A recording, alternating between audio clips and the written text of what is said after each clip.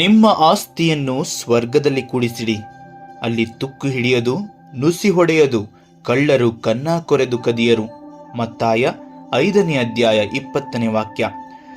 ಒಂದು ಪಕ್ಷಿಯು ಆಹಾರಕ್ಕಾಗಿ ಹುಡುಕುತ್ತಾ ಹಾರುತ್ತಾ ಹೋಗುತ್ತಿತ್ತು. ಹೋಗುವಾಗ ನಾವು ಆಹಾರಕ್ಕೆ ಉಪಯೋಗಿಸುವ ಕರಿಬೇವಿನ ಸೊಪ್ಪಿನ ಮರದ ಮೇಲೆ ಸಣ್ಣ ಸಣ್ಣ ಕಾಯಿಗಳು ಬಿಟ್ಟಿದ್ದವು. ಆ ಪಕ್ಷಿಯು ಹಾರಿ ಬಂದು ಅದರ ಟೊಂಗಿಯ ಮೇಲೆ ಕೂತು ಆ ಫಲದ ಗೊಂಚಲಲ್ಲಿ ಏನನ್ನೋ ಹುಡುಕುತ್ತಿತ್ತು. ಹುಡುಕಿ ಆ ಗೊಂಚಲಿನಲ್ಲಿ ಒಂದು ಹಣ್ಣನ್ನು ಮಾತ್ರ ತಿಂದು ಹಾರಿ ಹೋಯಿತು. ಏಕೆಂದರೆ ಆ ಗೊಂಚಲಿನಲ್ಲಿ ಆ ಒಂದು ಹಣ್ಣನ್ನು ಬಿಟ್ಟರೆ ಇನ್ನೆಲ್ಲವೂ ಕಾಯಿಗಳೇ ಆಗಿದ್ದವು.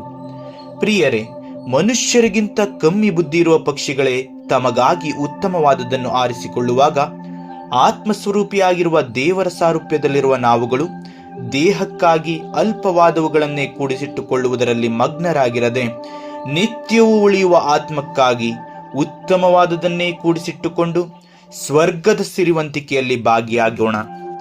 ಜೈ ಯೇಸು ಕ್ರಿಸ್ತ.